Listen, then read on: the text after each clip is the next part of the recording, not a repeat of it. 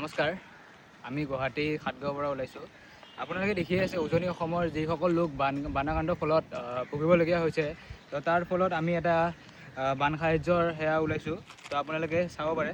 তো আমাৰ হাতত আছে এই QR কোডখন দি আছে গুগল পে'। তো আপোনালোকে যিমানখিনি আপোনালোকৰ মাজত যিমানখিনি সামৰ্থ্য হয়, আমি যিমানখিনি পাৰোঁ আমি দি আছোঁ। তো আপোনালোকৰ মাজত যিমানখিনি সামৰ্থ্য হয়, তো এখন গুগল পে'ত QR কোডখন দিছোঁ, তাতে আপোনালোকে দি দিব যিমানখিনি পাৰে।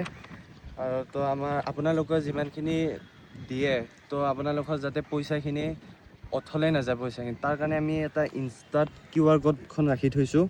তো আপোনালোকে যাতে দেখা পায়, তো আপোনালোকৰ পইচাখিনি কি কামত গৈ আছে, তো সেইখিনি আমি এটা এটা ভিডিঅ' ক্লিপ লৈ দেখাই দিম।